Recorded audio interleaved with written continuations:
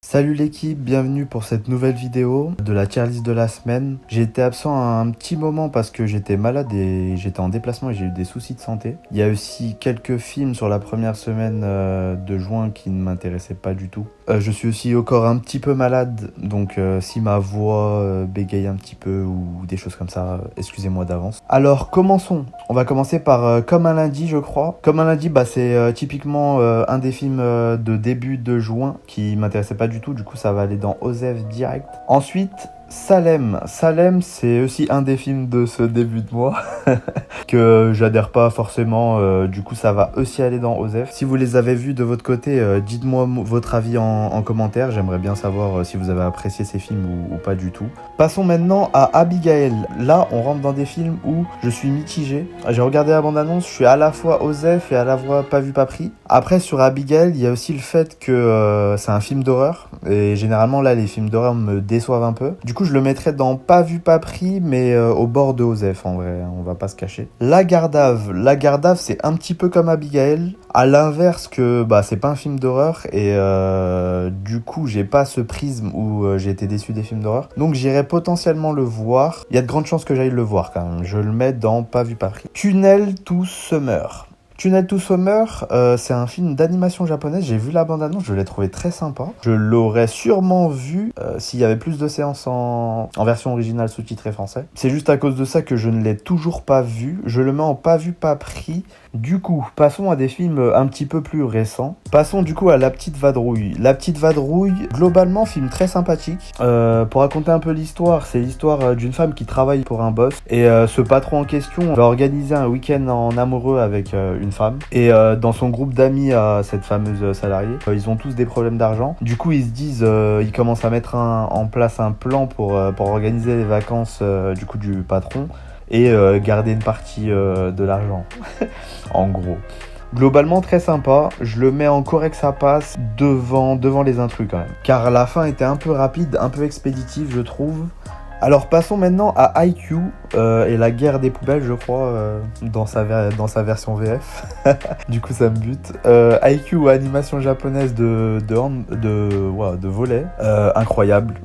J'ai vu l'animé, j'ai pas lu le manga, mais incroyable. La nostalgie, ça fait plaisir de revoir du IQ. Vraiment, c'est incroyable. Enfin, après, c'est le fanboy qui parle aussi, mais j'ai kiffé le film. Je trouve quand même les épisodes de la dernière saison plus dynamiques et extravagants sur les derniers matchs. Mais le match est symbolique. Je dirais juste en point négatif, un peu trop de flashbacks. Ils ont un peu trop appuyé sur les flashbacks pour appuyer la symbolique, alors que déjà la symbolique est énorme, je trouve. Même si j'ai adoré les flashbacks, certains flashbacks, etc. Incroyable. Après aussi, deuxième point négatif, c'est à titre personnel, vu que ça fait longtemps IQ quand même, j'ai oublié 2-3 personnages. Je parle pas des principaux personnages, mais il y a 2-3 personnages annexes et tout dans le public à des moments. Je voyais plus trop c'était qui. Ça entache un petit peu les refs. Et troisième légère déception, je dirais la fin du film. Après, j'ai pas envie de spoiler, du coup, voilà, je m'arrêterai à cette conclusion. Mais vraiment incroyable, je le classe en donjon de rang S, bien entendu. C'est le fanboy aussi qui parle, je pense. J'ai envie de le mettre là, tout là-haut. J'ai envie de le mettre tout là-haut. Je vais le mettre ici quand même. Je vais le mettre ici parce que, bon, un petit truc en plus, c'est quelque chose quand même, c'est vraiment sympa. Et puis, ça va toucher à un plus grand nombre que juste IQ. D'ailleurs, je reviens là-dessus, mais tous les films qui étaient de base dans la tier list, vous pouvez avoir mon avis sur ma dernière vidéo. Du coup, il reste 3 derniers films à la liste. On va commencer par Les Guetteurs. Les Guetteurs, vraiment... Déjà, le nom me bute, mais bon, film d'horreur, du coup. Les Guetteurs, j'ai même envie de dire, les Guetteurs sont parmi vous, les gars. Ceux qui verront le film auront la ref. Ils sont parfois en bas des checks et parfois dans la forêt. Dans le film actuel, ils sont plus dans la forêt qu'en bas des quartiers. Mais en vrai, un petit peu mitigé sur celui-là parce qu'au final, il est classé comme film d'horreur. Après, il a plein de classifications. Mais il est majoritairement classé comme film d'horreur et au final, je trouve que c'est plus un film classique. Parce qu'en gros, pour un film d'horreur, je le trouve assez plat. durant le film. Normalement, dans un film d'horreur, il y a beaucoup d'effets de suspense, d'intense, où t'es surpris par un démon ou que sais-je, ou je sais quoi, à but de faire peur. Là, je trouve que c'était assez plat quand même. Mais heureusement que la fin rattrape bien le coup, même rattrape très bien le coup, parce que ça change de dimension un peu le film, et je vais pas spoiler, mais vraiment la fin m'a surpris. La fin, vraiment, elle m'a surpris. Je le mets dans très bien, derrière Marcello Mio quand même. Je le mets dans très bien. Mais du coup, comme je disais, est-ce qu'on peut vraiment dire que c'est un film d'horreur? Je sais pas. Ceux qui l'ont vu, dites-moi ce que vous en pensez en commentaire. Si pour vous c'est un vrai film d'horreur, si c'est plus un film classique, enfin d'une histoire classique, sous-teinté de film d'horreur, je sais pas. Pour moi, c'est plus la deuxième option, mais après, chacun a son point de vue. On arrive donc à la finale entre Vice Versa 2 et Bad Boys. Un de ces films va-t-il détrôner le GOAT of the Week, Fall Guys, qui commence à dater quand même un petit peu. Je suis mort. Commençons par Vice Versa. Vice Versa, alors choqué. Vice Versa, vraiment, j'ai envie de dire...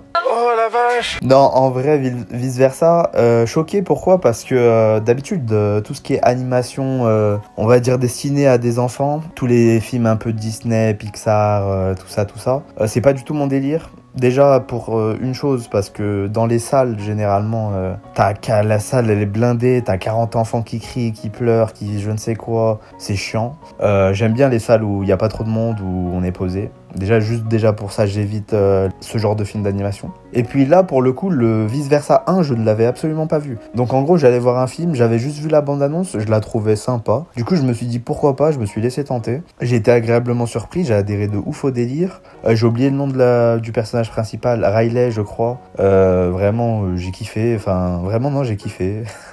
J'ai kiffé tellement ça m'a fait... J'ai tellement kiffé devant le film que j'ai regardé le premier du nom. Et le premier du nom, quand même, je le trouve moins bien que le deuxième. Le deuxième, vraiment, est grave stylé. Du coup, perso, Vice Versa 2, ça part directement en Donjon Grand S. Il ne déclassera pas Fall Guys, mais, vous l'aurez compris, ou peut-être pas encore, Bad Boys, What You Gonna Do?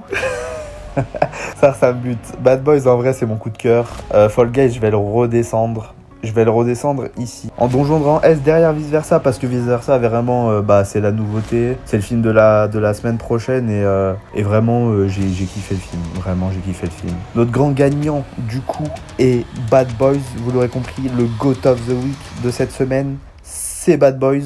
Alors Bad Boys, je le classe en GOAT of the Week parce que déjà, pour la sortie du film, j'ai retapé tous les anciens Bad Boys pour vraiment être optimisé et à jour sur toutes les rêves, tous les détails. J'avais plus forcément en souvenir les anciens, enfin tous les détails des anciens. Et dans celui-là, j'ai kiffé le changement de rôle à un moment. J'ai kiffé les changements de rôle entre Marcus et Mike, et qui est Will Smith et Martin Lawrence. Parce que d'habitude, dans les anciens Bad Boys, c'est toujours en vrai Will Smith, le grand thug, et Martin Lawrence, le petit peureux, etc., mais qui est quand même un bad boy. Et là, à un moment dans le film, il y a un petit chamboulement, du coup ça change des anciens. Et puis de toute façon, le film est toujours dans l'air du temps, entre guillemets, c'est du bad boys, quoi. Ça change pas vraiment la DA. Ceux qui ont apprécié les anciens aimeront sûrement celui-là, je pense. De plus, ceci, j'ai apprécié le côté, ils sont plus seulement un duo, mais ils forment du coup maintenant plus une équipe qu'un duo, et je suis un peu triste sur la fin concernant un petit latino ultra badass dans le film. Vraiment incroyable, vraiment il m'a vendu du rêve.